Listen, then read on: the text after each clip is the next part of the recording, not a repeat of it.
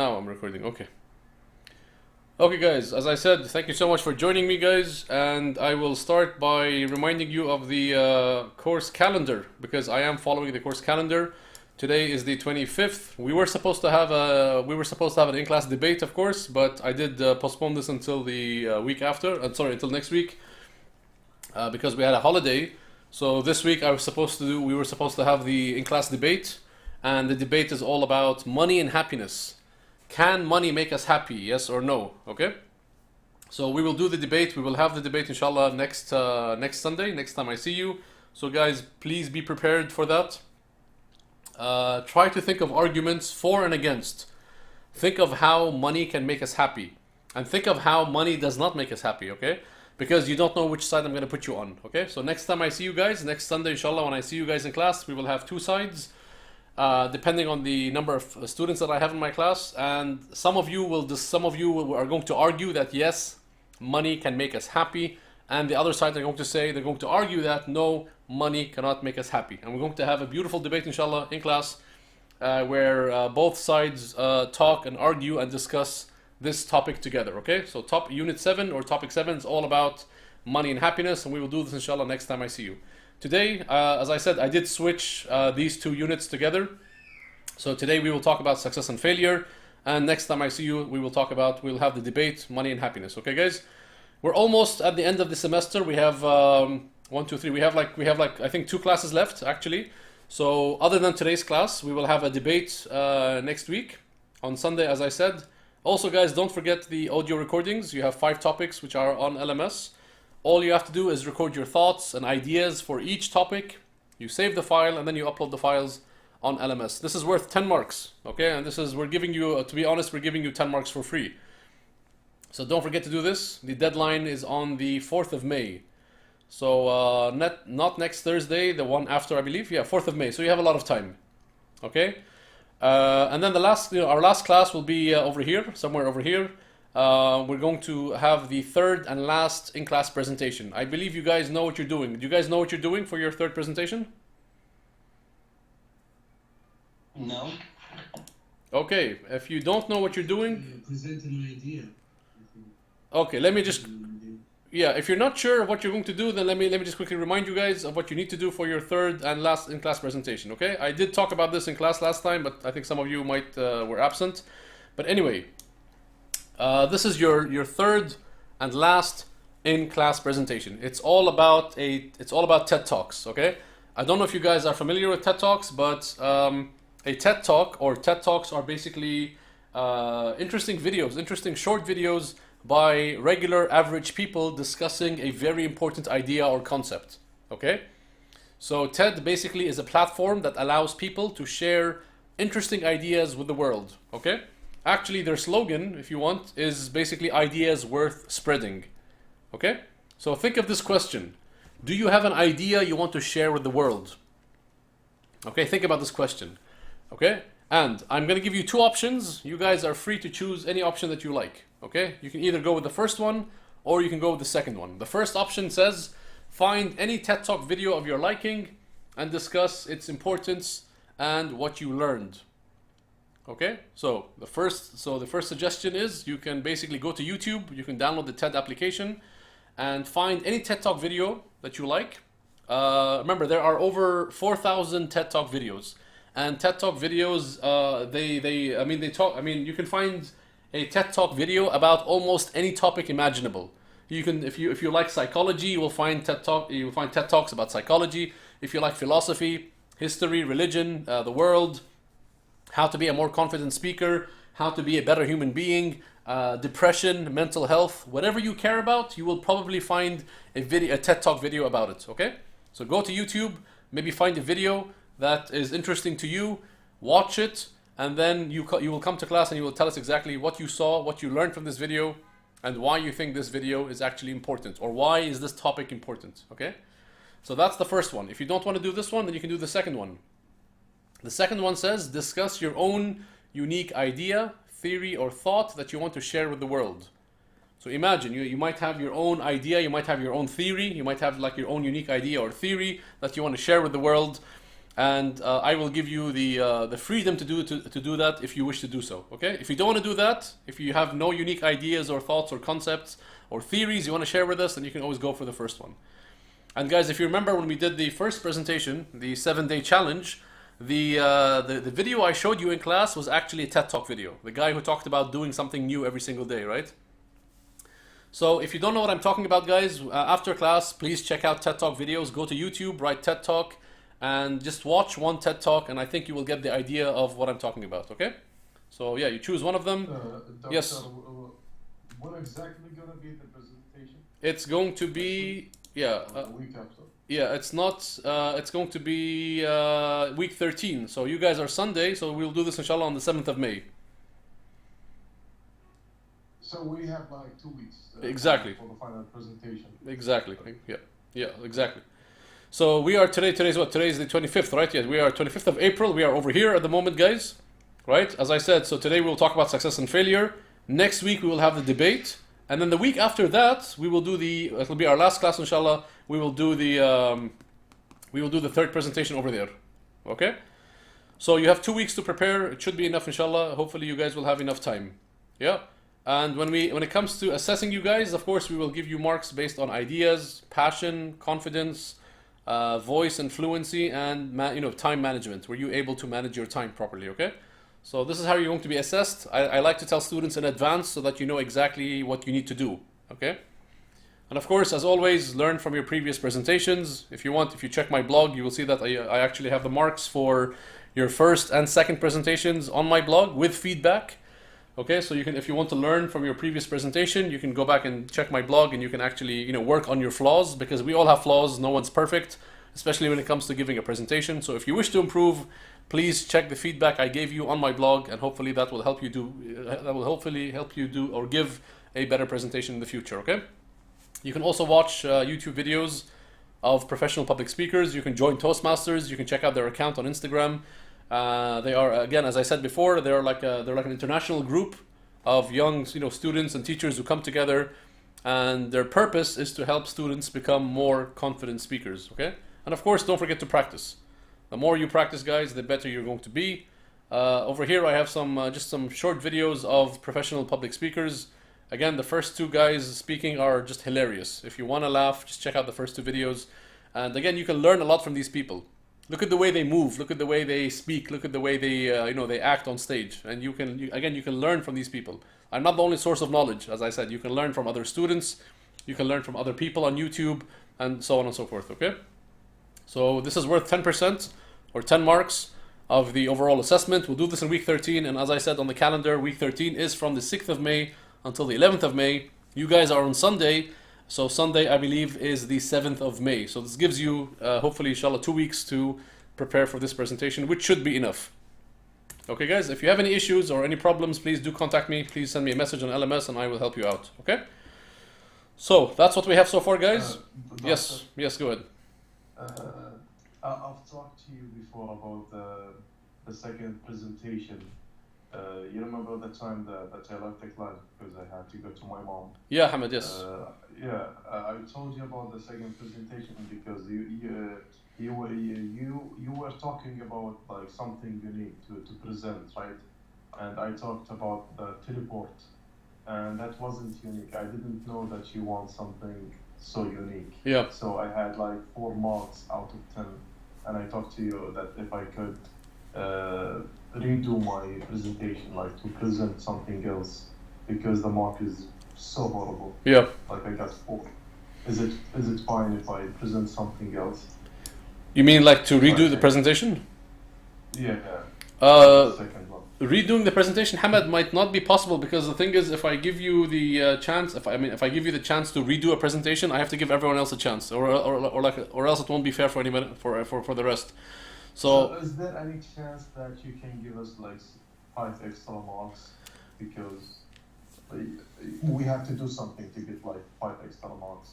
Because I got 4 out of 10. That's a lot of marks I lost, Let me try, Hamad. Let me talk to the administration. Let me see if I can give you guys like a bonus assignment or something, and if I am able to do so, I'll let you guys know, I promise. Thank you so much. You're always welcome, Hamad. Yes. Sulaiman, yes, you had your hand up. Go ahead, Sulaiman.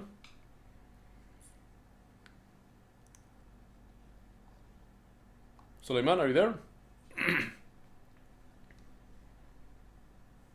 I can't hear you, Suleiman. If you're speaking, I can't hear a thing. I don't know why. I don't know if there's an issue with your microphone or.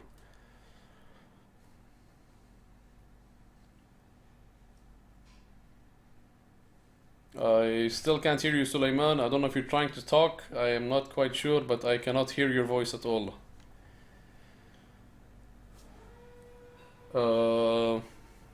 Okay, so yeah, if you guys do have a question, please feel free to ask, inshallah, or maybe if you can't use your microphone, then maybe send something on the chat, if possible. Okay, guys.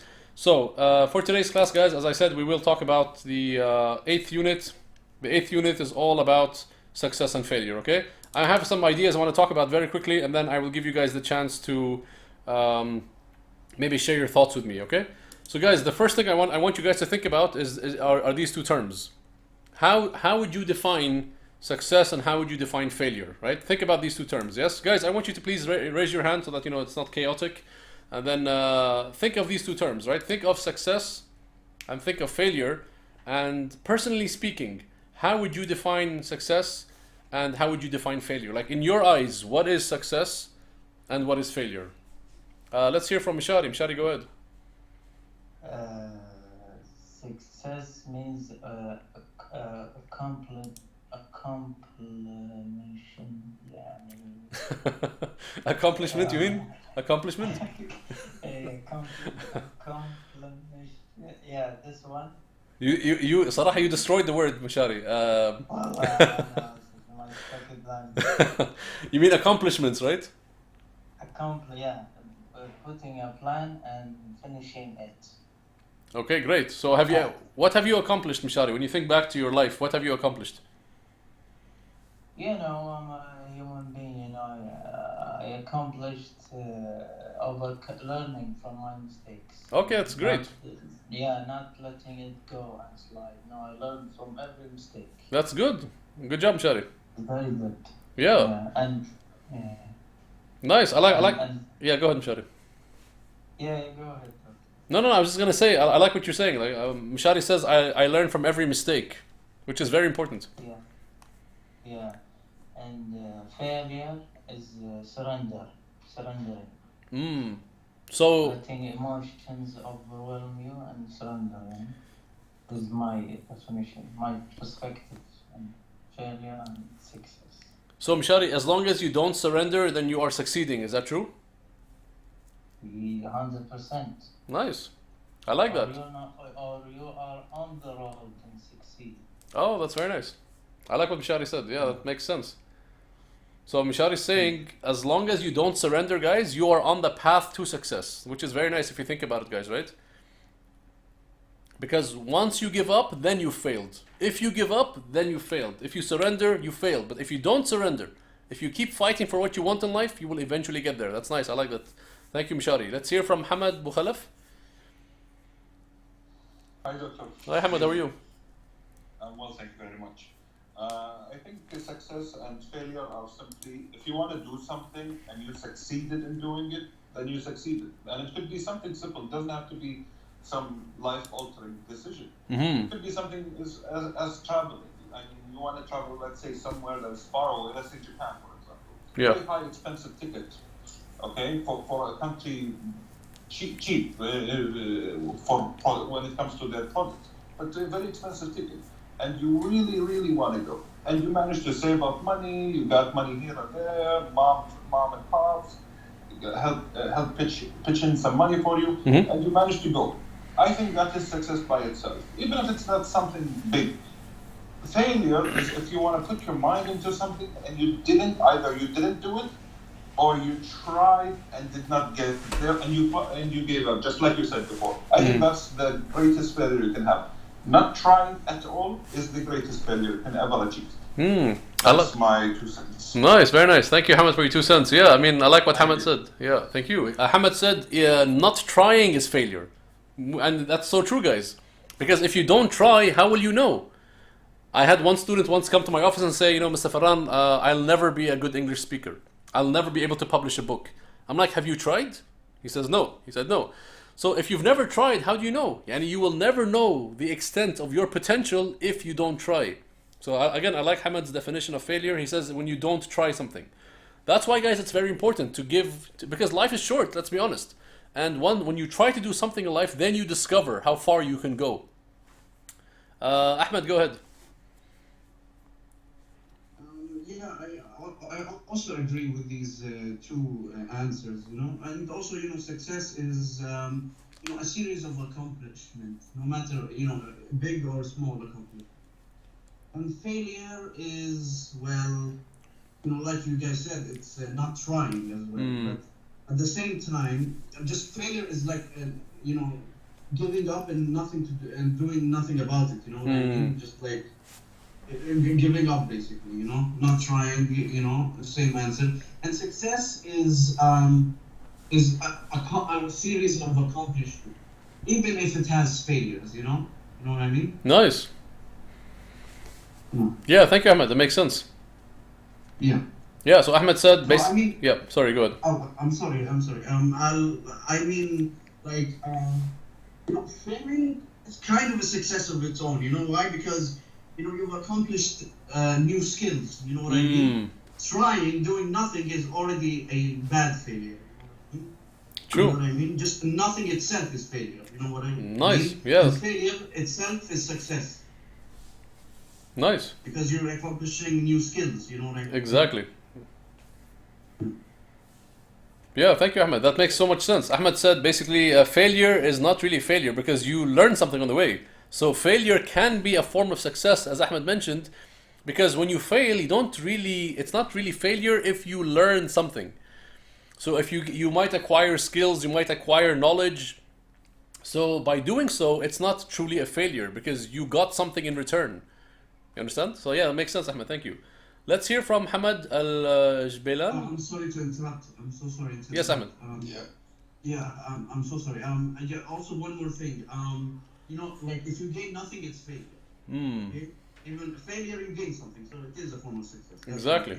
Yeah. That's a good way to put it. True, exactly. Even when you fail, you gain something. It could be skills, could be experience, could be knowledge. And so within that failure, there is some form of success. There is sunshine. Through all that darkness, you will always find sunshine if you actually learn from your failure. It's like, let's say, for God forbid, you fail a course. Subhanallah, you fail a course. When you do it again, if you repeat the course, you're not starting from scratch. You're not starting from square one. You're actually starting from experience. You're repeating. Yeah, you're repeating. Yeah, you're repeating. You're supposed to ask yourself, what went wrong? What can I do to improve? How can I not fail this time? And so therefore you have experience. You actually have an advantage over other students because you took the course before. You know what went wrong. You know what you need to do. Maybe you need to study harder. Maybe you need to sleep earlier. Maybe you need to work on a specific part of your writing, for example. You understand? So yeah, sometimes not all failures are actually failures. I agree. Very nice. Let's hear from Hamad. One of the examples of failure and success that when I opened my laundry in Corona, that was a failure because I lost a lot of money. True. But keep on doing that, like keep losing and keep doing the same mistake at the same time. That's a failure, but still I'm learning from my mistakes. Exactly. If I stop that, means I'm a failure. True. Right?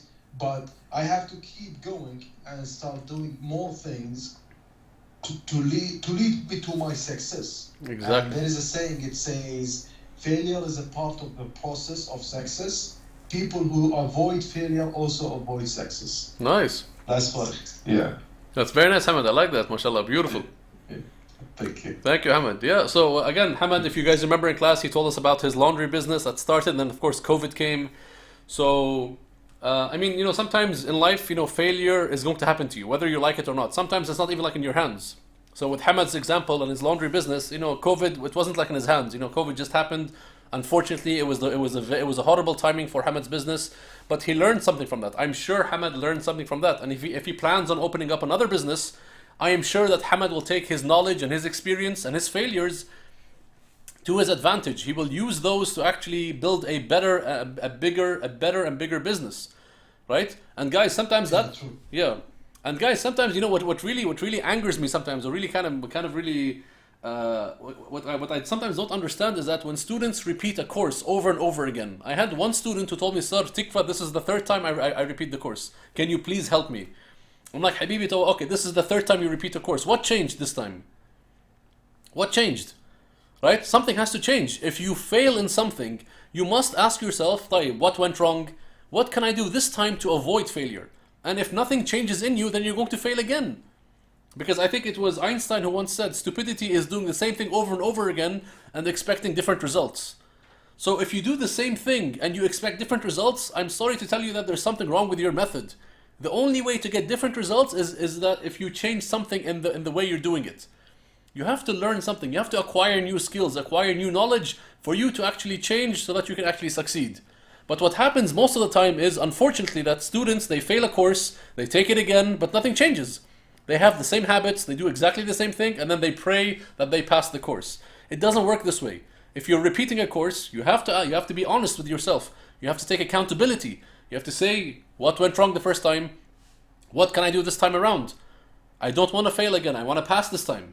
So something has to change within you, whether it's in your habits or the way you seek knowledge or the way you study, the way you sleep, because you don't want to fail again.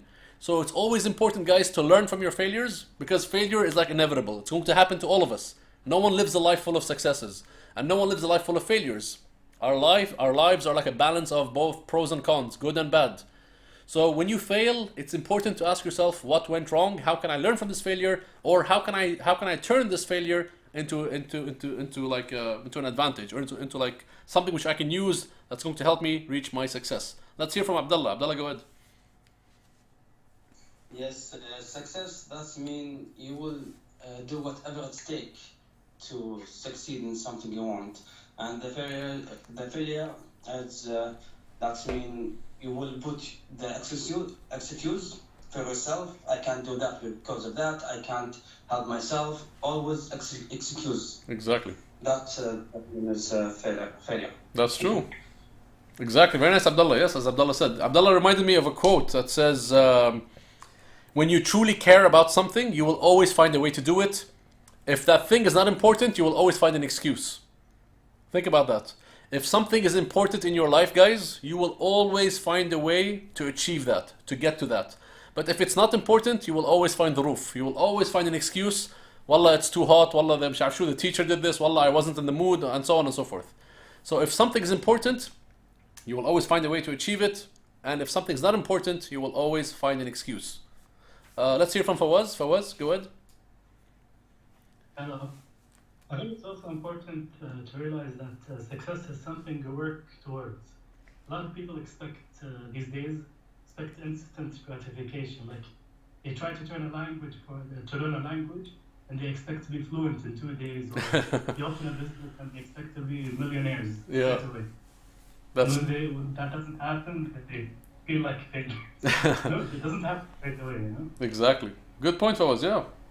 So Fawaz mentioned that we're living in the age of instant gratification, where you want to feel satisfied or happy instantly, and this is what social media does to us. That's why scrolling is really dangerous, because it's actually changing the brain wiring, like in our heads. You want to get that dopamine hit ala طول every time you scroll, every time you check out a new post, right?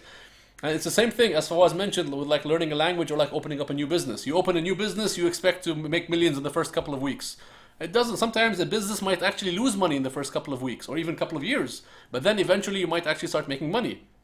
Same thing with like learning a new language, right? You want to see results immediately. It doesn't work this way. You have to be patient. And I think Fawaz he talked about something very important. I think patience is a very important quality for success. Because if you're not patient, then you will never achieve success. Think of going to the gym. If you plan, and let's say you want to work out and you want to go to the gym. If you go for like the first 2-3 weeks and you don't see results, it doesn't mean that you're a failure, because you will probably not even see results in the first month. But you have to be patient. You have to persist. It might take 6 months, maybe 7 months to actually see results. But if you quit because you don't see results in the first couple of months, then you're never going to be fit. So I think what Fawaz mentioned is very important.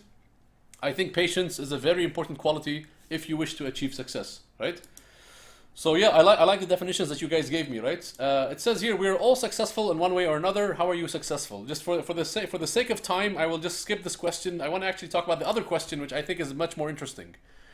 Think of a moment in your own life where you have failed. So guys, if you don't mind, yes, if you guys don't mind, I just want someone to share with us or to tell us, other than Hamad, of course, we all heard like Hamad's example of his laundry business, but think of a moment in your life where you failed. How did you feel, and what did you learn from this experience?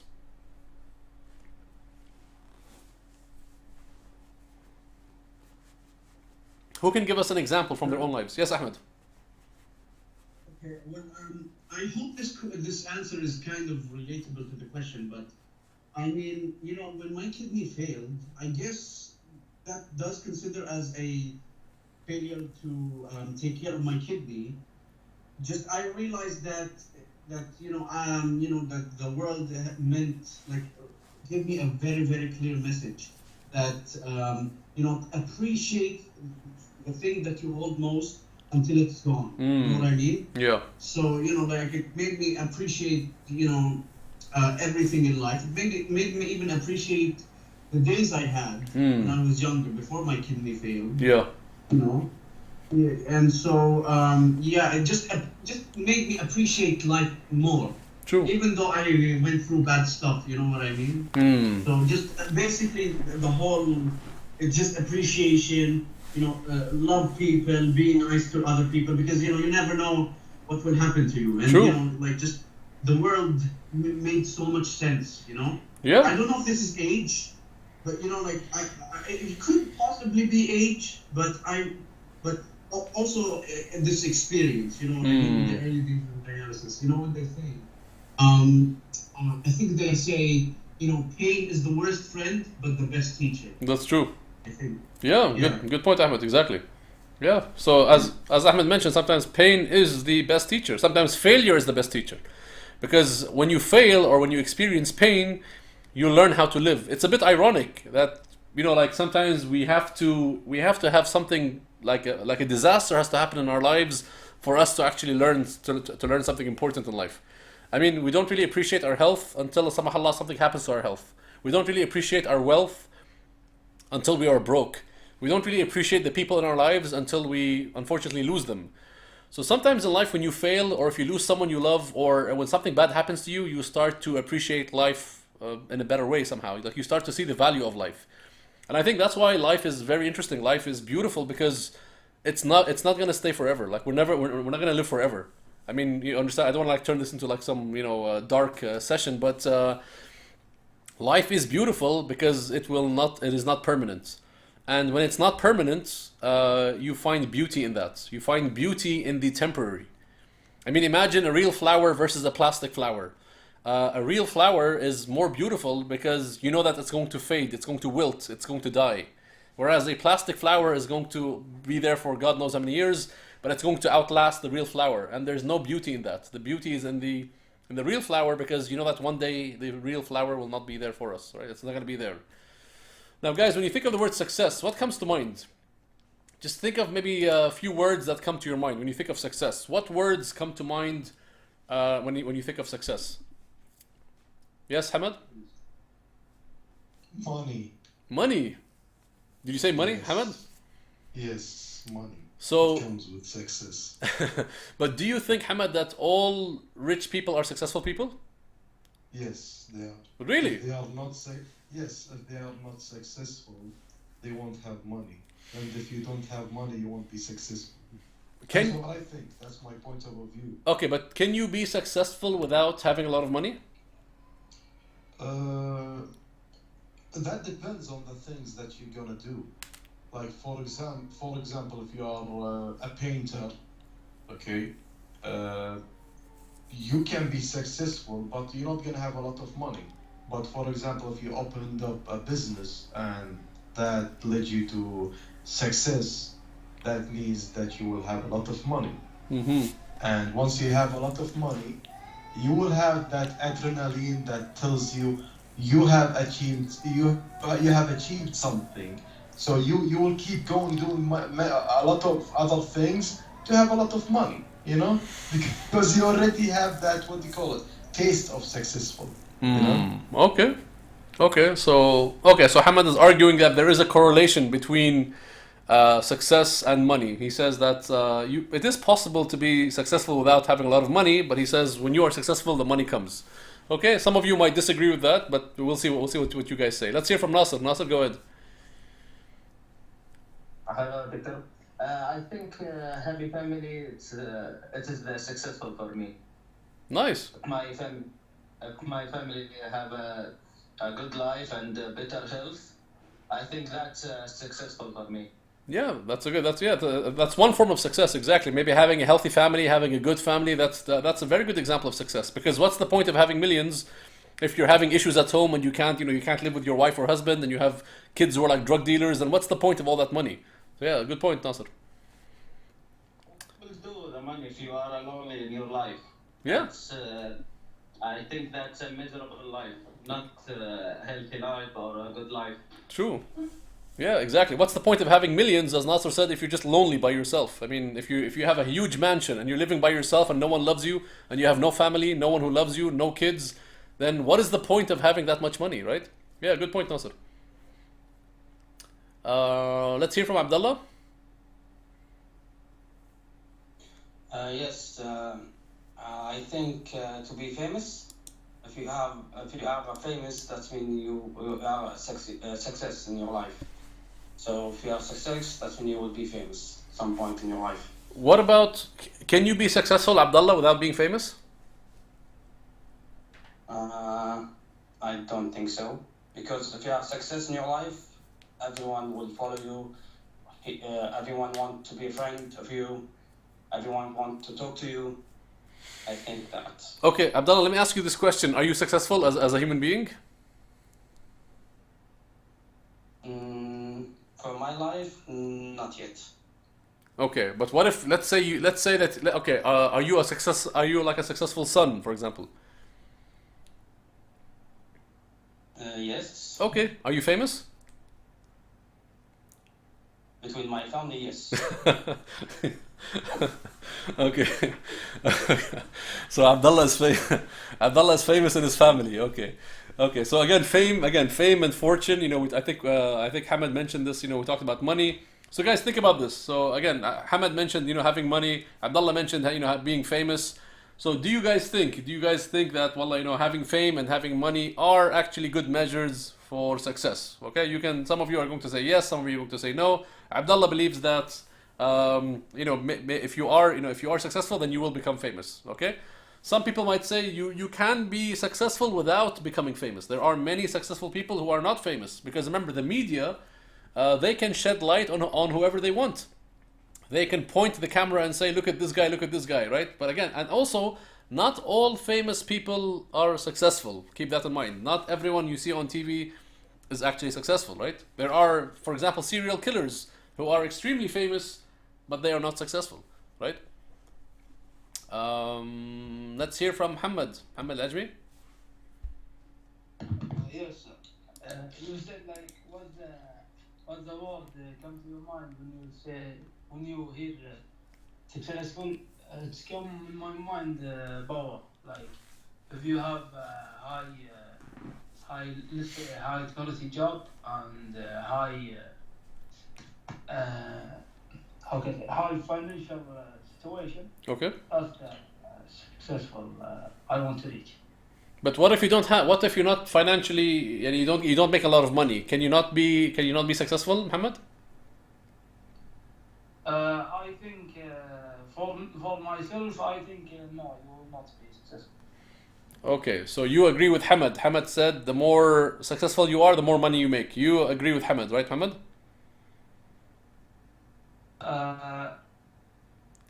It's depend like if you reach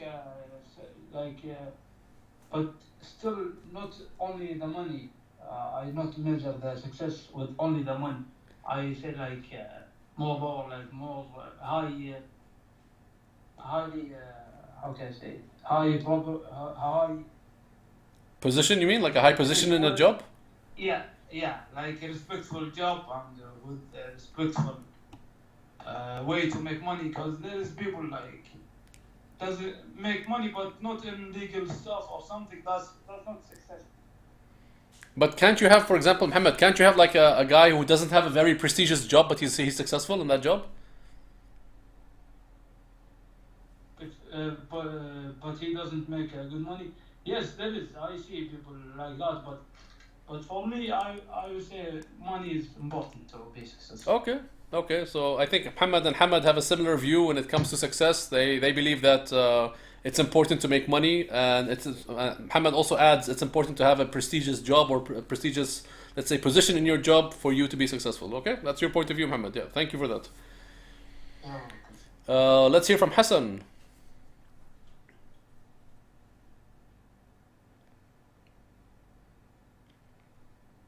Hassan, did you change your mind? Sorry, I thought I removed the mute. Let me say, I think, in my opinion, that success is about perspective. When, like, let's say, for example, a child in Africa who's dying of thirst, Yep. this success would mean for him to get some water for a week or something. Mm-hmm. So it's different in different situations. So let's say, for example, someone who has a small house wishing for a bigger house. Success for him would be getting a bigger house. So it's about perspective, I say. Okay, that makes sense. Success is not something that's like exactly the same for everyone. It's different. So you believe, Hassan, that success depends on your situation, where you are, and what you're facing? Yes.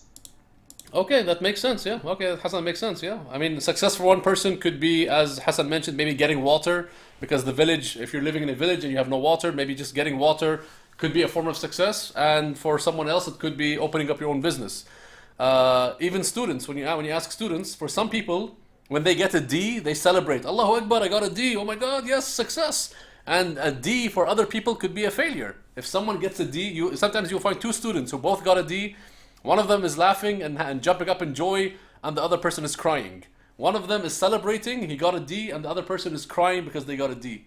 So yeah, I mean, it's relative, as Hassan mentioned. A success for one person could be a failure for someone else, and vice versa. Yeah, good point. Ahmed? Yes, sir. Actually, I have three words for success. Actually, happiness, relief, and respect. Okay.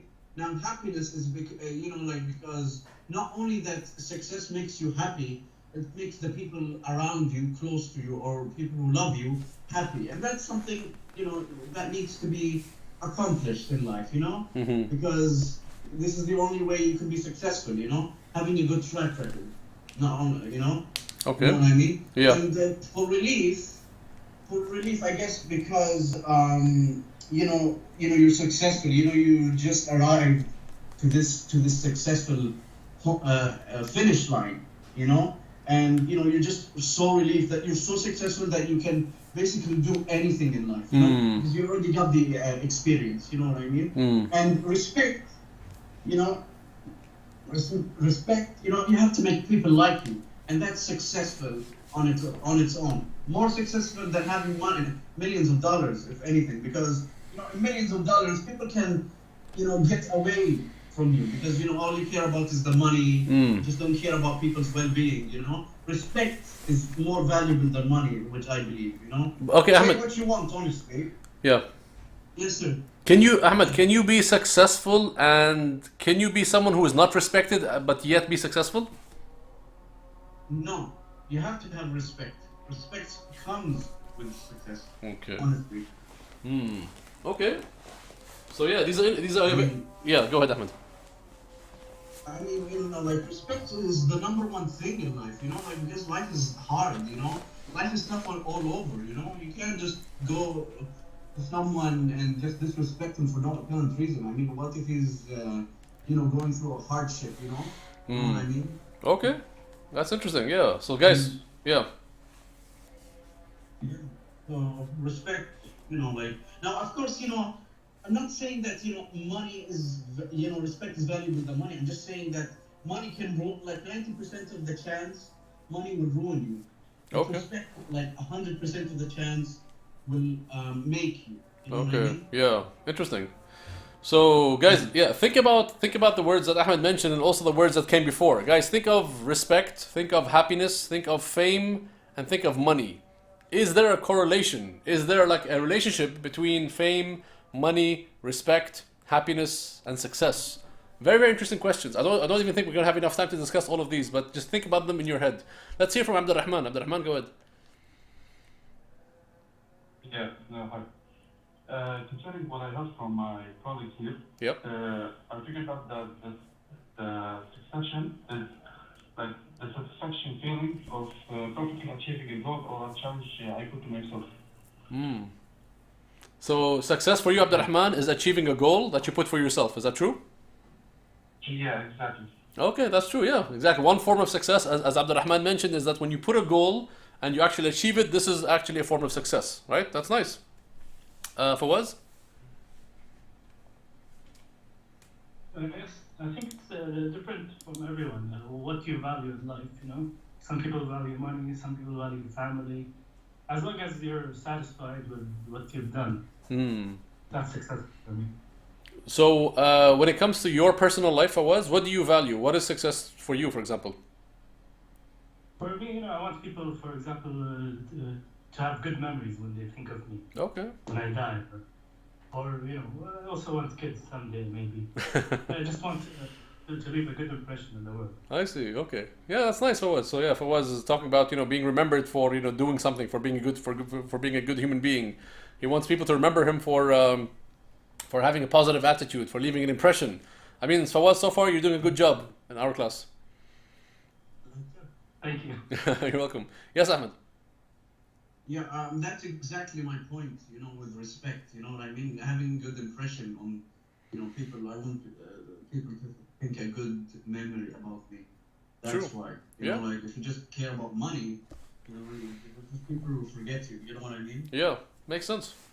Yeah, I agree. Just saying. Yeah, makes sense, Ahmed. Let's hear from Abdullah. Just a minute because it's the adhan right now. Sorry, what did you say, Abdullah?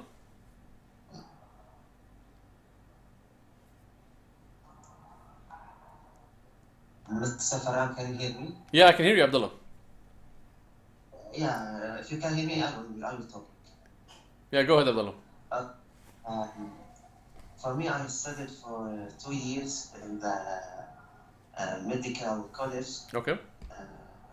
but I didn't feel that it was the right place for me, so I left it this year. Everyone sees that I wasted 2 years of my life and that I failed, but for me, I didn't feel that much. This has to do with my definition of success. Success is often portrayed as collecting testimonies, money, and fame, and what other guys mentioned before. So this is not really a success. If a person looks at success in this way, he will live a life full of anxiety and tension, and he will not be happy. True. Because he can lose what he gained. Then he just will just die and what he gained will not benefit him when he died. True. So true success is living a good life, a happy life, living a life in which he is a good brother, he is a good son, even that he pleases Allah. So even if he doesn't become the best in the world, or even if he doesn't enter the Guinness Book of Records, it doesn't matter, So that's my view. Nice, Abdullah. I like that. Yeah, very good. So again, Abdullah gave us a personal account of his own life. I mean, he entered the medical college, and after 2 years, he quit or he left. And some people thought that was a failure, but actually, as Abdullah mentioned, it isn't really a failure because He wasn't happy. He didn't find himself in the medical college. It wasn't meant for him. So actually it was a success. Because what's the point of pursuing a career? What's the point of pursuing a major if you're going to suffer, if you're not going to be happy for the rest of your life? So even though people saw it as a failure, in my eyes, and of course also in Abdullah's eyes, he saw it as a success.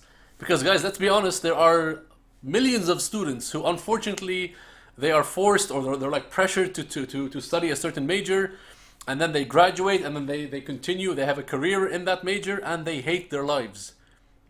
Imagine working, or imagine having a job and you hate your job simply because you chose the wrong major. That is the definition of failure. So Abdullah was actually wise enough. Abdullah was wise enough to actually discover that, you know what, this isn't the right thing for me. And he quit and he chose something else that will hopefully bring him pleasure, bring him knowledge, and he will use that to his advantage. Also, if you see this from like a religious point of view, pleasing Allah, being the best version of yourself, being the best Muslim possible, being a good brother, being a good son, being a good husband, being a good student, for example, these are all very good examples of success. Right? Again, as Fawaz mentioned, how do you want to be remembered? You want to be remembered as a generous human being, as a kind human being, as a good, positive influence on the world. You want to leave a good impression on the world. Your money is okay, you're making money is nice, being famous is also nice, but it's not really that important to the memories you're going to leave behind. What did you leave this earth? How did you impact this world? So I think those are more important questions to ask. Yes, Nasser. Hello, Victor. Excuse me. I want to go to break. So, 10 minutes I will be unmuted, okay? Sure. Don't worry, Nasser. I won't ask you any questions. Okay, thank you. You're welcome, Nasser. So guys, if I had to show you some things that come to my mind when it comes to success, the following things come to my mind, right? Okay, let's start over here. Let's start from here, having a goal, right? Number one, guys, I think as some of you mentioned, I think it's very important for us to have a goal in order to be successful. Because if you don't have a goal, then why are you even waking up in the morning? What are you fighting for? What are you working for? Your goal could be to open a business. Your goal could be to improve yourself as a human being. Your goal could be to be a better version of yourself, to be a better father, a better husband, a better son, a better student. It's always important to have a goal because you want to wake up in the morning and you want to fight for something. You want to work for something. So guys, I believe, number one, if you want to be successful, have a goal. It doesn't have to be a huge thing. It doesn't have to be, well, I'll change the world or become a leader. No, it could be something small. It could be just influencing the people around you in your life. Could be being a better brother, a better student, a more dedicated human being, a more disciplined human being, a more disciplined Muslim, for example. All of these things are just a good example of having a goal. Think of being on a boat or being on a ship. And imagine you are on a ship and it's been days and you come to the captain and you say, where are we? And the captain says, well, I have no idea. And you say to him, where are we heading? And the captain says, I also have no idea because we don't have a destination. Right? So if you don't have a goal in life, it's almost like you're just wandering aimlessly in the sea. Whereas if you have a goal, you know exactly, you want to go from point A to point B. You know exactly where to go, where to head, and you know exactly what to fight for. That's number one. Number two, over here, it says work hard, or hard work, right? So guys, if you think about it, no goal is achievable if you don't put in the work. Again, it's like going to the gym. If you want to be fit, if you want to be healthy, you have to go to the gym. You have to work out. You have to sweat. If you want your degree, if you want to study, if you want your degree, if you want to graduate in 4 years, you have to work. You have to study. You have to suffer. I'm going to say suffer. You have to study. You have exams. You have TMAs. You have assignments. You have presentations. You have to go through all of that. Or else, how else were you going to improve? You have to put in the work, guys. When you put in the work, you will get something. Something will come out at the end. Number three, time management. Right, guys? You have to manage your time. I always get students who tell me, Wallah, Mr. Farah, Wallah, there's no time. I don't have enough time. That's not true. The truth is you're not managing your time. You're not setting your priorities straight. You understand? You're wasting your time. We all waste time, including myself, unfortunately, right? And guys, life, as I said, life is like our lives are short. Wallah, we have short lives. We live what? Maximum, if we're lucky, we get 70 to 80 years of life, and that's nothing. Wallah, it will pass like this in a blink of an eye. Let's learn to manage our time. Let's learn to take advantage of the limited time that we have on this planet. Manage your time. We all have addictions, by the way. Some of you are addicted to Netflix. Some of you are addicted to watching animation or anime, right? Some of us are addicted to our phones, on social media, YouTube, whatever. Some of us are addicted to gaming. So manage your time properly. You know, yes, have fun in life, game, watch Netflix, watch movies, whatever, but also do the other important things in life, which will help you achieve your goal, which will help you reach your goal. Determination, number 4, right? 1, 2, 3, 4. Determination is very important. You have to be determined if you wish to succeed. If you really want to be successful, you have to be determined, because nothing in life is easy. If you want to open a business, you have to be determined. Again, Hamad gave us his example of the laundry. It was hard, it was very tough, but he's still determined. Just because his business failed, for example, that doesn't mean he's going to quit. He will probably come back, fighting stronger. You have to have that determination.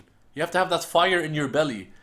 If you're not determined, you will never achieve anything in life. You have to be hungry for it, right?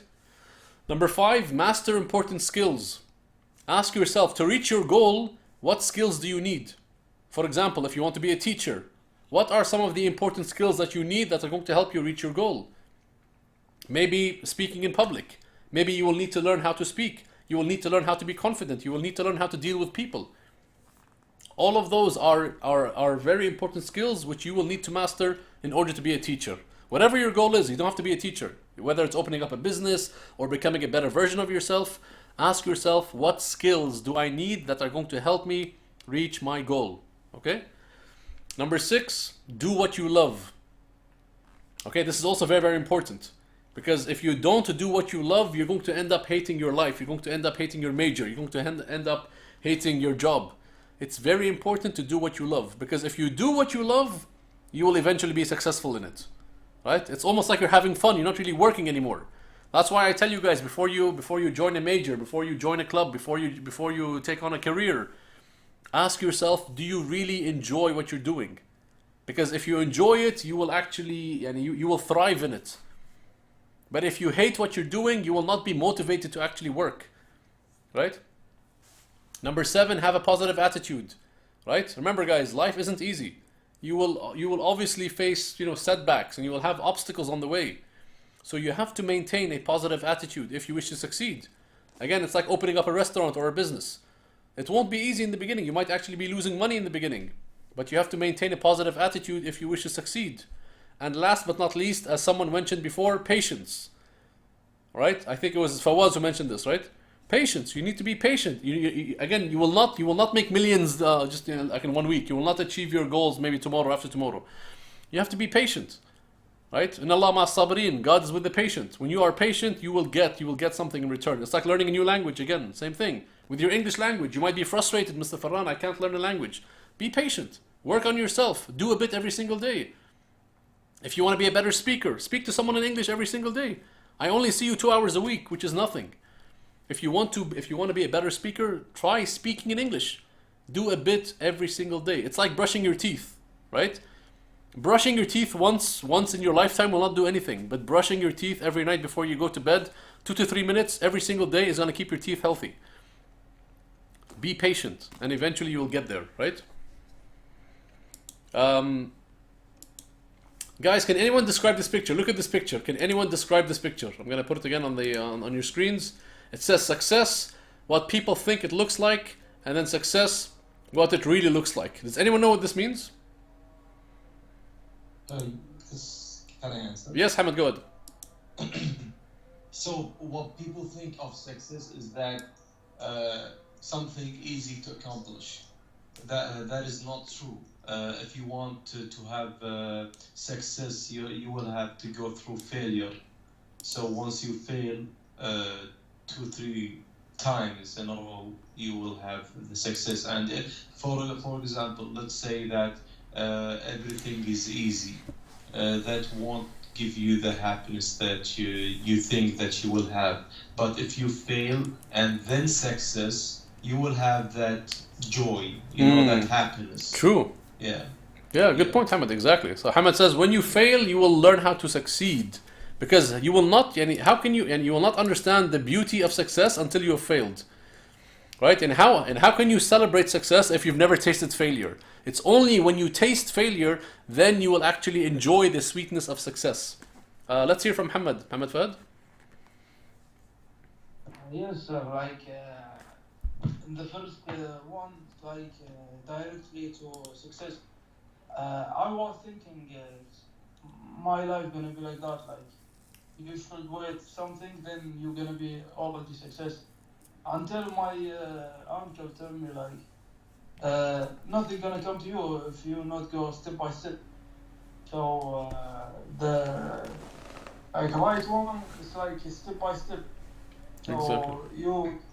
you take what you can take, then you're gonna go up, then up Exactly. until reach your successful. Yeah, good point. Exactly. As Muhammad mentioned, step by step. I mean, success will not come to you. You have to go to it.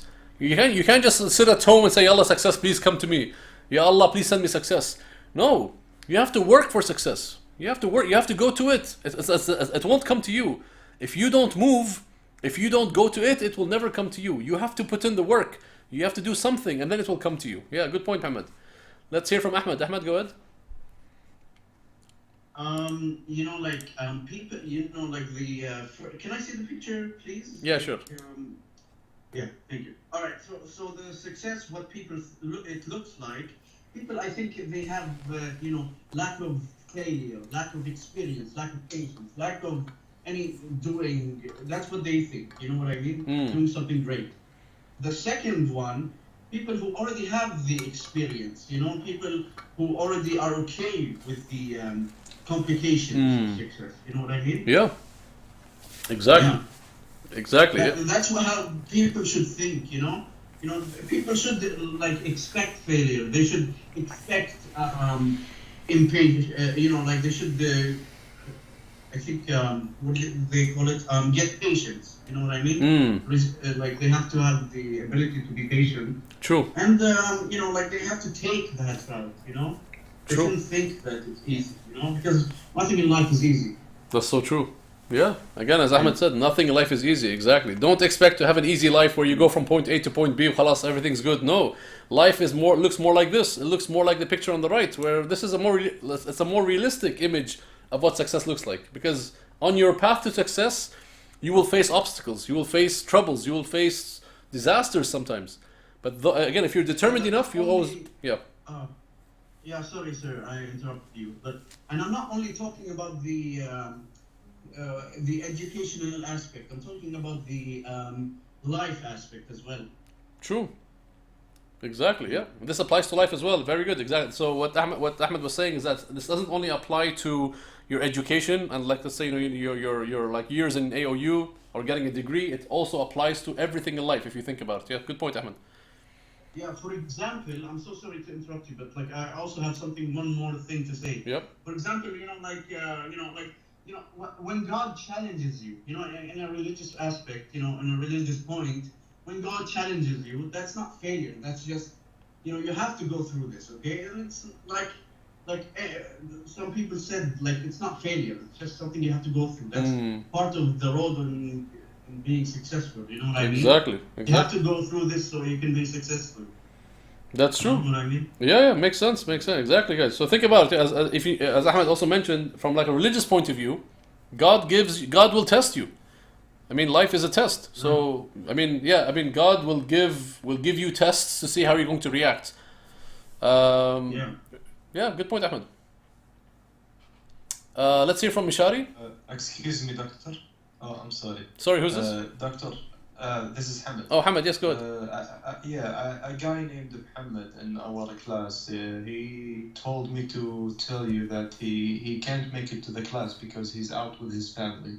Oh, okay. Is it fine? Okay. Hamid, please tell him that we're also his family. Make him feel guilty. Okay? Yeah, I'll tell him that. Tell us. Yeah. Okay, thank you, Hamid. Mishari?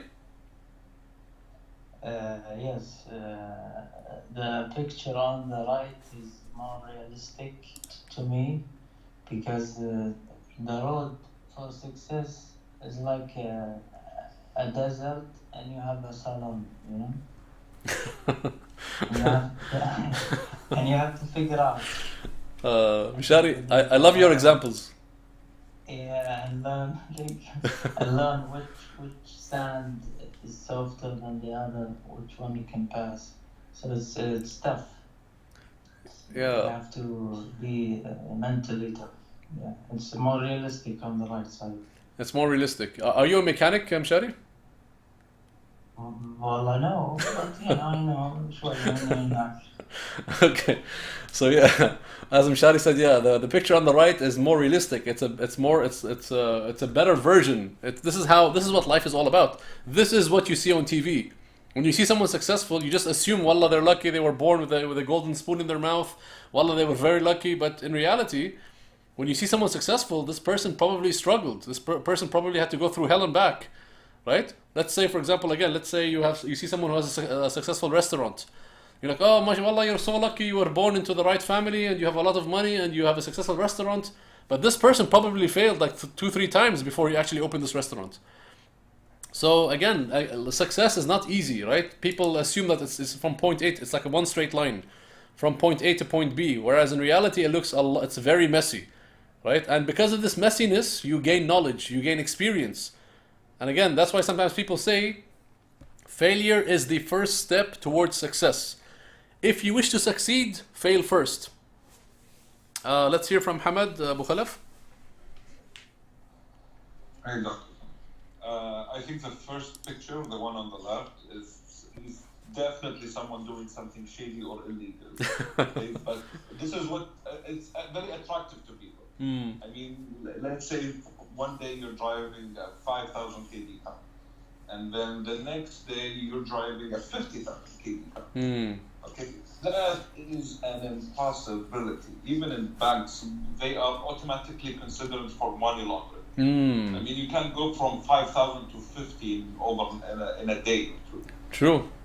Okay, that's why if you're a law-abiding citizen who respects the rule of law, it's probably going to look like the one on the right, where you have to do the hoops and jumps just to get where you want to go from the 5,000 to 50,000, let's say 2 years or 1 year if you're extremely lucky and you're extremely intelligent. But if you want to go to the route on the left, you're definitely doing something illegal. Exactly. 99.9% of the time. True. And I can't be convinced otherwise. Exactly. And this is my thought about it. Yeah, nice, Hamad. Thank you, Hamad. That's very interesting. Yeah, I mean, as Hamad mentioned, this is very unrealistic. I mean, if you're getting from point A to point B in one straight line, something is very suspicious about your behavior, because most of us have to go through this, right? To get to the gold, you have to go through the dirt. You have to sift through the dirt to get to the gold. So again, success is a messy business, but guys, when you get there, it's a beautiful place, right? But you have to work for it. You have to suffer sometimes, right? The other Hamad Isbailan. Oh, I already answered myself. Oh, sorry. My bad. No worries, Hamad. Guys, look at this quote. It says, "A successful person is one who can lay a firm foundation with the bricks others have thrown at him." Think about this, right? A successful person is one who can lay a firm foundation with the bricks others have thrown at him. Does anyone know what that means? Yes. Let's hear from Hamad. If you have, guys, if you want to speak, please raise your hand so that we don't all talk at the same time. Hamad Bukhalaf, yes, go ahead. Yeah, if you're gonna go for the mountain, people will definitely be on your case. They will say, no, you can't do it. Exactly. It's impossible. You're not good enough. Well, who do you think you are? Are you Bill Gates or Musk or whatever? True. Okay, these are the 5 or 10 excuses that anyone who strives to do something more for themselves will hear.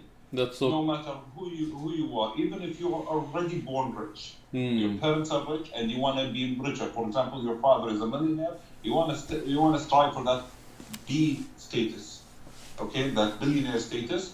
They will throw stones at you. True. So you can do 2 things. You can be childish about it and just stick around and argue with them and lose precious time you could be spending working on your craft, working on your business, working on whatever it is that takes you to that next step. Or you can just like the quote said, use that animosity or jealousy that they have and just push yourself above the wall, above the mountain, and be something even probably better than what you strive to be. True. Thank you. Yeah, well said. I like it. I like it, Mohammed, mashallah. I like the way you expressed your thoughts. Ahmad, yes, go ahead. Yes, sir.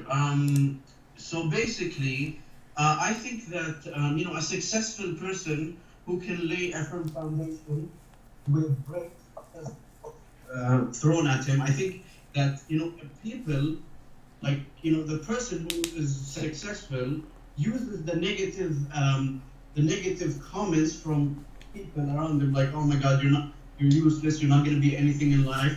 He uses that advantage to push himself to be someone greater. Okay, that's what I think, honestly. Yeah. And that's automatically in life. You have to have that in life. True. You have to. That's automatic. Exactly. And that's also a challenge itself by God. You know what I mean? Yeah.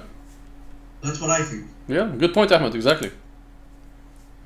So, guys, yeah, I mean, think of your lives. I mean, do you have haters in your life? Of course you do. Who doesn't have haters? And if you don't have haters, it means you're not doing anything with your life. So, guys, you will have haters in your life, and you will have people who will not believe in your goals and dreams. But you shouldn't just say, you know what, you guys are right. You should actually use that negativity to push yourself to reach that goal and dream.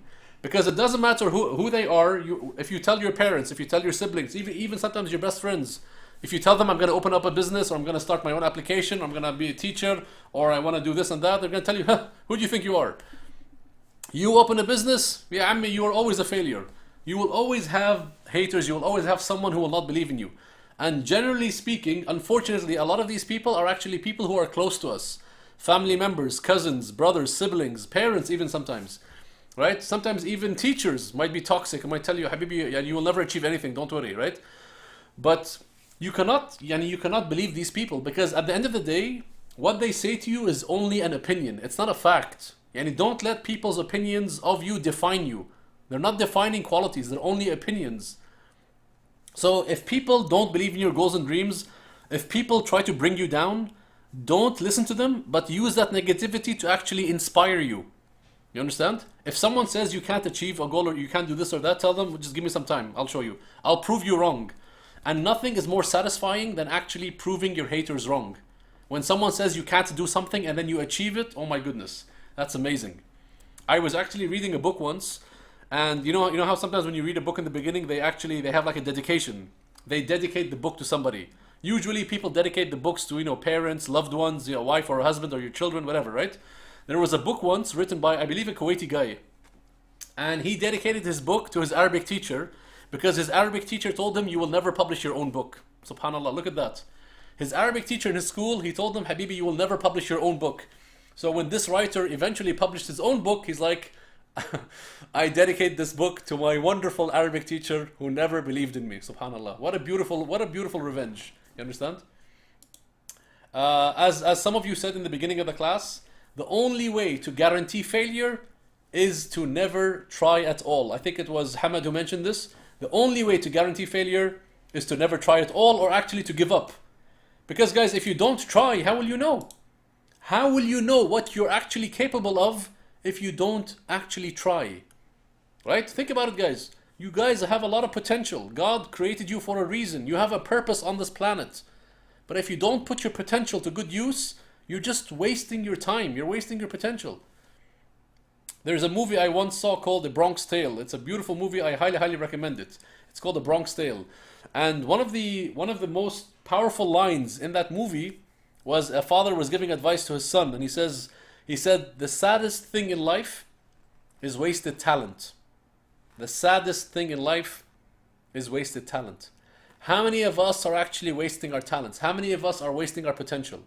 God created us with so much potential. God created us with so much to offer the world, yet we sometimes just waste everything that God gave us. We waste our time, we waste our potential, we waste the gifts that God gave us. Right? Look at Thomas Edison's attitude. He says, I have not failed. I have just found 10,000 things that do not work. Your attitude is very important if you wish to be successful.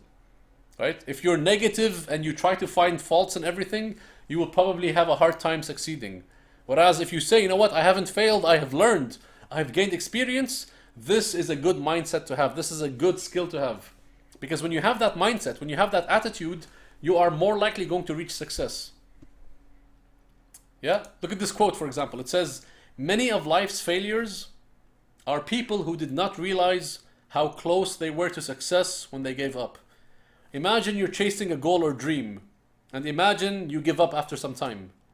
You never know. Had you continued a little more, you would have achieved your goal and dream. And this reminds me of this picture, for example. You have two guys over here. You see them, right? They're like in a mine. They're like digging, they're digging underground.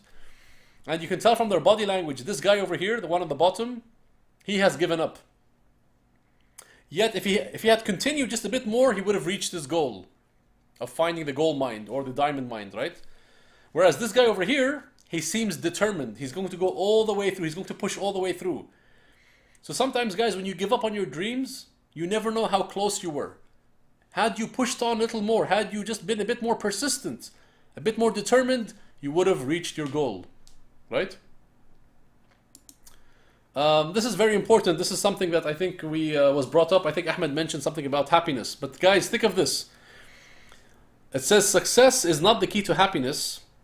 Happiness is the key to success. If you love what you're doing, you will be successful. So guys, do you agree? Do you think success brings happiness, or does happiness bring success? What do you guys believe? Which one is the prerequisite? Which one pulls the other? Hamad Bukhalaf, go ahead. Yeah, I think being successful will definitely bring you joy. Okay. Okay, but is it necessary that you have to love what you are doing? I don't think so. I disagree with that point, and you went through it several times in this session. Okay, because I don't think you need to necessarily love, but I think you need to know what is imperative of you, what is a must to do. I mean, there are two different things when it comes, for example, let's say money. Mm-hmm. Do you want money or do you need money? Okay, I think those are two different points of views that you really need to dig deep down and know which one do you want. Do you want money to spend it on bullshit, for example? Or do you need it to secure your future, your children, your family, your friends, whatever it is? Okay? My point of view is leaning towards yes, success does bring happiness and not the other way around. And is it a must that you love it? I don't think so. That's just my point of view. I think you need to know what is a necessary thing for you to do to succeed, but I don't think you need to love it. Okay, Hamad. Yeah, that's a valid point, Hamad. But let me ask you this question, Hamad. Let's say you have two people, and they both know what they're doing, but one person doesn't really enjoy it. The other person actually enjoys what they do. Don't you believe that the person who enjoys it is going to maybe innovate or come up with new ideas or maybe become more successful in that business? Are they both equally talented? For the sake of argument, let's just say yes. Then the one who loves it more, that means he's more motivated to innovate. Okay, he will be the one more successful. Okay, but that is only if they are both equal in technical aspects of it. I see. Okay, so if you that's just my point. Okay, that's a good point. Yeah, that's a good point. So Hamad Hamad mentioned that it's not. I mean, you have to have a baseline. You have to know what you're doing, because if you don't know what you're doing, it doesn't matter how much you love it, then you will never succeed in it. So knowing what you have to do is very important. But again, Hamad has an issue with maybe happiness bringing success. But for example, if we take teaching as an example, right? I mean, Hamad, would you prefer to have a teacher who? Imagine again, you have two teachers. They both know how to teach. They both have the basics. But one of them loves their job. The other person is just very neutral about their job. Would you rather have the teacher who loves what they do or the teacher who is indifferent? For me, I would pursue the teacher who is better. Mm-hmm. But like I said, for the sake of argument, if they are both equal in their technique, I would definitely go to the one who is more enthusiastic. Yeah, true. Okay. Yeah. But being successful, again for the money example, since it's the easiest one to digest. Yeah. It doesn't matter if you if you love it or you hate it. Okay. It matters if you can do it. If I have two people, one of them is able to generate me, let's say 1,000 KD per week. That's 4,000 KD per month. But he's not enthusiastic. He's not jumping around for the opportunity of it. And I have another person who is extremely enthusiastic and really dedicated to what they do. But they'll just get you maybe 500 or 400 KD per month. That's a maximum of 2,500 to 2,000 to 300 KD. You would definitely go to that 1,000 KD guy. Yeah. Because it doesn't, for you, who's an investor, let's say, it doesn't matter if he likes his job or not. You will just want to see your money grow.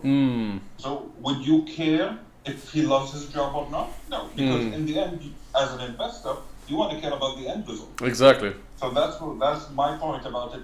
Do you need to love it? No, you don't. Can you deliver results? Yes, I can. That's for me. That's as a consumer or an investor, I wouldn't even care less about it if you're gonna sleep well at night or not. If you're working 15, 16 hours a day or not. I care about the end point. I see. Am I gonna make money or not? How much money am I gonna make or not? The rest, well, I'm not your therapist. The rest you can talk to your therapist. Yeah, good point, Ahmed. Yes. Thank you, Ahmed. Yeah, good point. Sometimes what matters most is maybe not enthusiasm or happiness. Maybe what matters most is the end result. If this person is able to, let's say, again, in this specific example, when it comes to generating money or profit, for example, you want someone who will deliver, someone who will give you what you want. Someone's who's going to maybe double your money or maximize your profits. That's what you want at the end of the day. So you might have someone who is very good at maximizing or doubling your money. He or she might not be very enthusiastic, and you might stick with this person instead of going to someone who might be enthusiastic but might not get you the desired results. Yeah, so that's like another point of view that Hamad mentioned. Ahmed, go ahead. Yes, sir. Can I see the quote again? Yes. I just want to understand it. Okay, success is not the key to happiness. Happiness is the key to success. That's exactly what I actually meant. You know what I mean? You know, like success means happiness. You need happiness to be successful. You know what I mean? And also, like, because you know, you're being positive about the thing you're working for. You know, you're achieving. You know, and of course, you know, like in a religious aspect, you know, God says تبسم في وجه أخيك المسلم. قصدك تبسم الوجه. You know, smiling. True. You know, happy, positivity. You know, just being positive of everything you do, taking it easy, of course, and people will like you, and in that way you'll be successful and reach your goals. True. That's exactly what I mean. Yeah, good point. Yeah, good point, Ahmed. Exactly. So, guys, sometimes again, there are examples where, as Hamad mentioned before, that you know there are examples where happiness and you know like enthusiasm might not really make a big difference, but there are other times, as Ahmed mentioned, where happiness could lead you to success. For example, if you make all the factors constant, and let's say you have two teachers who know exactly what they're doing, they both know exactly what they're doing. I would rather go with the teacher who loves what they do, even though both teachers, you know, they know the material, they know how to teach. But I would rather have a teacher who loves what they do, because somehow their love or their passion or like their excitement can actually infect me. For example, imagine you have a teacher who's trying to encourage his students to read. Right, so if you are passionate about reading, if reading makes you happy as a teacher, then you just might infect other students in a positive way. Like you might actually influence these students to actually start reading and writing. Whereas if a teacher is not really enthusiastic, if they're not really happy about what they're doing, they might be indifferent, and their passion might not be contagious, and he or she might not be able to, let's say, encourage his or her students to actually start picking up a book and reading. Right. So yeah, I mean, maybe it depends on the job, it depends on the situation, but I think sometimes in life, I think, when you're happy or let's say enthusiastic or passionate about something, it just might lead you to a better place. Fear kills more dreams than failure ever will. Guys, think about this for a second. Fear kills more dreams than failure ever will. What does that mean? Fear kills more dreams than failure ever will. Think of maybe an example in your life. Yes, Ahmed. You know, like the fear of trying. That's the main fear, basically. You know, like if you're, because if you fear trying, you'll not learn anything. You'll truly fail. True. Fail. But if you try and fail, you'll gain something. That's what I. Exactly. Yeah. Good point, Ahmed. Yeah. Hamad. Yeah, just like Ahmed said, not trying at all. You want to do something, you feel you're gonna lose. I don't know if I'm gonna be good at it. You automatically fail because you didn't even try to apply yourself to do it. Mm-hmm. Yeah, good point. So, yeah, and as an example, a few years back, I had a decision to make, which affected my entire career. I mean, I was a medical student about 12 years ago. Third, fourth year in, I decided to hang up my cape and just try my hand in banking. Okay, so I went in a completely different angle to what I had applied myself to for 3-4 years of hard 12-hour labors. Okay, in a medical school. Mm-hmm. So but have I regretted that decision? Obviously not. Mm. Okay, but my life could have went in a different space had I decided to stay and just suck it up and not complain about it for the next 20-30 years. Would I also have been successful? Probably. Okay, but still, I took the step regardless of the risk. Sometimes you just need to get out of your safety net. Exactly. Okay, stop moaning about it, start doing it, because it doesn't matter if you failed or managed to make it work. But if you don't try it at all, you will never know. Exactly. And you will always remain the same loser you always have been before you had that thought, unless you decide to make that jump. True. I'm very hardcore about it when it comes to trying stuff out. So that's just me. I like to try new things. I want to try them, even if I think they are crazy. It's just like this quote: "If your dreams don't scare you, they're not big enough." Exactly. I think that was the quote and how it went. So yeah, just try it, do it. If you fail, you lost a couple of thousand kgs. It doesn't matter. At least you gave it your shot. True. Good point, Hamid. Yeah. Thank you, Hamid. I like the quote you shared as well. Yeah. If your dreams don't scare you, they're not big enough. Exactly. That's beautiful, right? Fear kills more dreams than failure ever will. And guys, think about it. How many times have we given up on our dreams because, well, we were scared of the outcome? But don't be scared. Give it a try. I mean, life is so short, as we discussed before. Why not give it a try? You never know. You just might be successful. Think of all the technology we have. All the inventions we have today are here because someone took a risk. Someone was not scared of the outcome. And so what if you fail? Failure is the first step towards success. Shadi, go ahead. I disagree with the statement that fear kills more dreams than future ever will. Failure. I disagree. I mean failure. I disagree. Tell us, Mishari, why? Because why? Because fear. With fear, you can gain. You can be more wise. You know. So fear makes you wiser, you mean? Yeah, you can gain a bit of wisdom with fear, you know. You plan, you outweigh with a scale the risk, and the benefits. And with fear, you can be more a planner, you know, because fear can give you a good planning mechanism. But doesn't fear debilitate you, Mishari? Don't you feel like fear paralyzes you sometimes? Like because of fear, you're unable to move or make a decision sometimes because you are so scared of the outcome. But with that you can gain the knowledge of planning. You know, I think fear opens up your eyes, you know, and your brain, so you can plan better.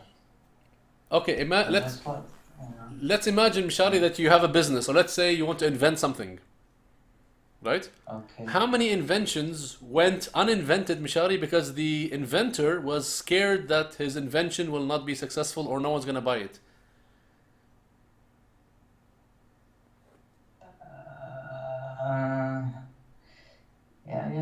I disagree with that because my perspective on inventions, I don't think it's a product to sell, you know. It's just inventing things to give it away and make like a bridge to others. Okay. So yeah, in my perspective, fear can make you more wise. Really? Yeah. Okay, that's interesting. Yeah, because you plan better, you know. Okay. Imagine if you live without fear. I think you're a dangerous individual, you know. Isn't being dangerous good, Mishari? No. Being dangerous, it comes with a lot of risk. And risk is good. And danger to others, you know. But don't you imagine a guy Yeah. with a family? Mm-hmm. You have a family, a wife, and kids. Yeah. And he doesn't have fear. So I don't think he will plan good. He will sell maybe his house and put the money over there and over there, and then you know we look at the final result. What does take a risk and without fear can collapse everything. Yeah, but I mean, don't you feel like, Mishari, sometimes fear can hold you back from actually achieving something great in life? It depends, you know. It depends. Fear is a big word. I see. It depends on the situation. Like, if you give me an example, you know, a specific one, like a scenario. Okay. It will help. You know, you will see more clearly. I see. Fear. Okay, that's a good point, Mishari. Yeah, I like what Mishari said. Mishari is basically talking about maybe it depends on the scenario, depends on the situation itself. Mishari is arguing that sometimes fear can make you wiser, because when you're fearful of something, you become more cautious, and when you're more cautious, you tend to plan things in advance, and you might actually eventually succeed. Is that what you're saying, Mishari? Well, you're a true doctor. You said it perfectly. Oh, thank you, Mishari. Thank you so much. You know, I like sardines because of you, Mishari. You know that, right? Well, this is the best advice. Now, eat the sardine with no fear. It's very helpful. Have sardines without any fear. Yeah, it's like the best quote of today. The best quote I heard today was "Eat sardines without fear." Yeah. Thank you, Mishari, for that. Interesting perspective. Hamad, Esbeilan? Yes. Hi, guys. So, almost everyone is scared of something. Mm-hmm. Fear is abnormal, and having them is part of being a human, right? True. So, dealing with fear isn't easy, but as they say, what we resist persists, right? So, instead of resisting your fear, choose to embrace them, to invite them in, and allow them to give their message, you know? So, but by the way, I'm not talking about like stepping out in front of a bus or doing something stupid. I'm talking about the fear that is limiting you in your life. True. Whether that's starting a project, worrying too much about something, or not being loved for who you are. So, what is the fear telling you? Nice. Maybe it's that you have a belief about yourself that isn't serving you. Maybe it's that you have people in your life who you care about deeply, right? So maybe it's to accept your perfect imperfections. Nice. And give yourself space to stumble and fall, especially when you're trying something new. Use fear to guide you, to help you grow and expand and move forward in a direction that serves you. Remember that your largest fear also carries your greatest growth. MashaAllah. So, yeah, don't think about it like in a bad way. Think about it in a good way. So invite the fear in. So let them deliver the message that tells you what you need to do. You know, that's what I think. MashaAllah. Very nice, Hamad. I like that. I'm gonna clap for you, Hamad. That was spoken like a true champ, man. That's nice. I felt like you were talking like Oprah Winfrey or like Dr. Phil. MashaAllah. Very inspirational. Yeah, good. I like it. I like what you said, man. Invite the fear in. Yeah. So again, as Hamad said, you know, sometimes fear holds you back from, you know, realizing your true potential. Right. And that's what I said in the audio recording. What is your greatest fear? Nice. That's what I did. You will hear it. Oh, definitely. The audio recording. Yeah, definitely, Hamad. Yeah, thank you for that, man. Like guys, as we talked about before, you know, God created you for a reason. You have a purpose to fulfill in this life. You are here, you are an amazing human being, you have a purpose on this planet. But imagine that fear is holding you back. Fear is holding you back from becoming the best version of yourself, right? And when that happens, you are limiting your abilities.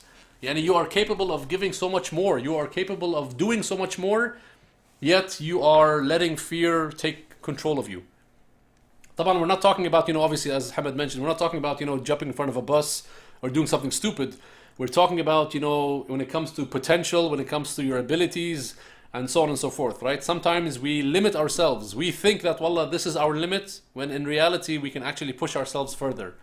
Again, think of, let's say, going to the gym, right? You're going to the gym, for example. You are, let's say, scared, wallah, that you might injure yourself. But because you are scared of injuring yourself or being tired, you are limiting your true strength, your true potential of lifting heavier or running faster or going further, right? So again, yes, if we go back to Mishari's point was, taban, it maybe depends on the situation itself. Yes, there are times where, obviously, depending on the situation, fear could actually be a good motivator or a good way to maybe to kind of hold you back, to prepare more. Being cautious makes you more alert, and so therefore you might take a better decision. But again, as Hamad mentioned, the other point, sometimes we let fear take control of us, and when we do that, we are unable to achieve our goals and dreams. Imagine a bird with wings that is scared to fly. If a bird sitting on a branch is scared to fly all its life, it will never be able to explore the world. It will always sit on that branch. It will always sit on that branch, and it will always have the same view, because it was too scared to jump off that branch and use its wings and soar and fly and explore the world. But if a bird is able to overcome that fear of jumping from that branch and flying, it will discover a whole new world. It will discover a beautiful world. It will see a beautiful new place almost every single day, right? And sometimes we are like those birds, guys. We are scared to jump. We are scared to take that leap. And when we are scared to do that, we don't achieve anything. There's a very beautiful quote that says, "The cave you fear to enter holds the treasure you seek." Again, think about it. The cave you fear to enter holds the treasure you seek. Right? And guys, don't forget, what doesn't kill you, as we say in English, just sometimes makes you stronger. If something doesn't kill you in life, it just makes you a stronger human being. It makes you a better version of yourself. Right? If it doesn't kill you, it makes you stronger. And guys, let me just leave you with one good example of a person who took the ultimate risk, who failed several times, and yet today is one of the most successful people we have on earth. For those of you who don't know, the person you see on your screen, she is J.K. Rowling. J.K. Rowling is of course, the famous author of the very, very famous Harry Potter books. Imagine, she always had a dream of writing and publishing her own book about a child wizard called Harry Potter, right? Imagine when she first, in the beginning, no one knew her name, no one knew who she was. And every time she approached a publishing house, they would initially reject her manuscript. They would reject her book, telling her, "Wallah, we're sorry, this book is not up to standard," or "This book is not good enough," or "This is a very bizarre story of a boy who wants to be a wizard. No one knows your name," and so on and so forth, right? Imagine, her book was rejected 12 times. Huh? Imagine, guys, just imagine for a second with me that you publish a book. You wrote a beautiful short story, or you wrote a story and you want it to be published. And every time you go to a publishing house, they say, "Wallah, we're sorry, not good enough. I'm sorry, no. 12 times. I think most of us, if not all of us, eventually after hearing the word no 6, 7, 8, 9, 10, 11 times, we're going to say, "You know what, maybe I don't have something here. Maybe they're right. Maybe my work isn't good enough," right? Because we're going to be affected. We let sometimes negativity affect us, let's be honest. Right? But she did not quit. J.K. Rowling knew that she had something there. She knew that her book was worthy of reading. She knew that she believed in herself. She knew that her book was actually good enough. So imagine, it says 12 publishers rejected her manuscript. 1 year later, one publisher gave her a chance but told her to get a day job, since she had little chance of making money in children's books. So imagine, after her book was rejected 12 times, a year later, one of the publishers said, "You know what, okay, we're going to give you a chance, But he said, listen, to be honest with you, you're not gonna make a lot of money. Just my suggestion is please find another job, because if you're trying to make money, publishing this book, you're not gonna make any money. We might sell it for you. You might barely just make a few dollars or a few whatever pounds. But if I were you, get a day job. And by the way, for those of you who don't know, J.K. Rowling, she was very, very poor. Actually, in one interview, she said that she actually admitted she was so poor she actually had to steal diapers. She had a little baby. She had a baby at the time, and she couldn't afford to buy Pampers, so she actually had to steal Pampers. She had to steal diapers for her baby. Can you imagine? But anyway, so after her book was rejected 12 times, a publisher gave her a chance, but he told her, listen, get a job, because if you want to pay the bills, you have to get a job. You can't make money writing books. Subhanallah, imagine. Today, as of 2012, imagine J.K. Rowling is the only female author in this planet, on this earth, to make over $1 billion just by selling books. Subhanallah. Not million, billion. Not million, milyar. She has made over $1 billion just by selling books as of 2012. That's crazy money. That's crazy money just by selling books. So guys, that's amazing. Imagine if she never took that risk. Imagine if she believed all those people who said no to her. Imagine the 12th time they told her, I'm sorry, your book is horrible, your book is not good enough. Imagine she said to herself, you know what, you guys are right. She would still be in her miserable state, suffering, probably in jail for stealing Pampers, and her life would have been so different. But because she persisted, because she was determined, because she had the knowledge and the wisdom to believe in herself, she was able to publish several Harry Potter books, 7 or 8 books if I'm not mistaken, and she is rich, she's famous, and she made all her dreams come true. Let me show you guys one video before I say goodbye to you. This is a beautiful short video showing you how successful some of the most famous people we know. How many? Let me just quickly show you the failures that the successful people we know today had to go through. Because when you see someone who is successful, again, we assume that, wallah, they were born successful, they were born lucky. But a lot of the famous people we know today were actually not successful, okay? Here's a short video. Watch this.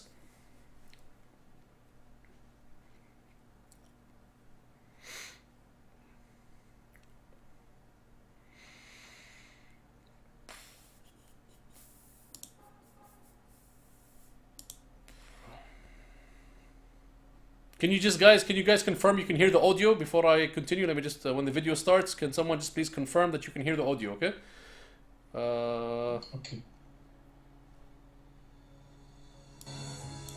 After being... Can you hear the audio? Yes, we can hear the audio. Okay, guys, check this video out. It's so inspirational, okay? Cut from his high school basketball team, he went home, locked himself in his room, and cried.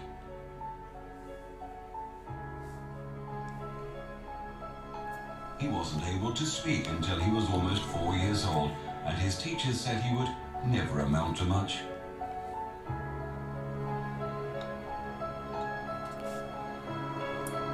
Was demoted from her job as a news anchor because she wasn't fit for television.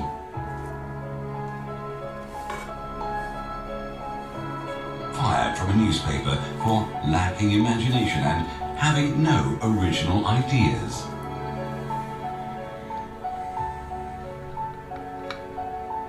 At age 11, he was cut from his team after being diagnosed with a growth hormone deficiency, which made him smaller in stature than most kids his age. At 30 years old, he was left devastated and depressed after being unceremoniously removed from the company he started.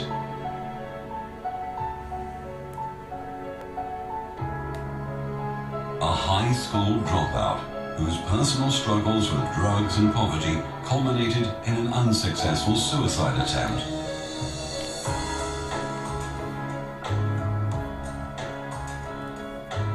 A teacher told him he was too stupid to learn anything, and that he should go into a field where he might succeed by virtue of his pleasant personality.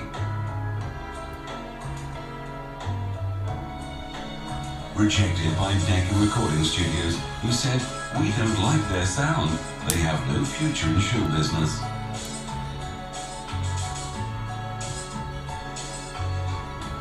his first book was rejected by 27 publishers.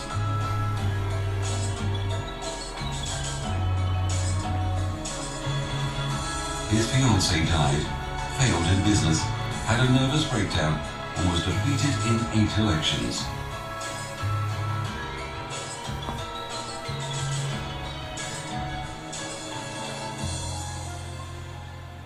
If you've never failed, you've never tried anything new. It's such an inspirational video when you guys think about it. I mean, on and on. I mean, this video shows you guys how the most successful people we have today, guys, have actually failed in life. Imagine Walt Disney. They told him he lacks imagination. Steve Jobs fired from his own company. Imagine you start your own company and then they fire you from your own company. Messi was cut from his team because he was too small to play. Dr. Seuss, his book was rejected 27 times. Oprah Winfrey, she wasn't fit to be on TV. On and on. You see these people who are extremely successful, but if you go back to their lives, oh my God, they have failed numerous times. And because they were able to fail and take that failure into consideration, those people were actually able to succeed in life. Right? If you've never failed, you've never tried anything new, subhanAllah. So guys, as I said, life is so short. Take advantage, take risks, and you never know. You just might become the next Steve Jobs. Yes, Suleiman? Sorry, Mr. Farhan, just one question about the presentation. Yes. Do I have to make my own TED Talk, or is it like I have to talk about someone who made the TED Talk? It's up to you, Suleiman. You can do either or. So you can make your own TED Talk presentation, Suleiman, or you can watch a TED Talk presentation and then basically talk about what you saw, the importance of the video, and what you learned from it. It's really up to you. Okay, it's clear now. Thank you. Okay, always welcome. Okay, guys, thank you guys so much for joining me. I hope you enjoyed the session. Thank you so much for the wonderful discussions. I really enjoyed the discussions that we had together, guys, today in class. I also did record the session, so this is also good. We can preserve, these beautiful memories. I'll put the video, inshallah, on YouTube for those who were unable to make it to class. The people who have dhuruf, of course, and there are many of them. And any questions, guys? Do you guys have any questions? Any issues? Any questions? Yes, I have a question. Yes, Hamid.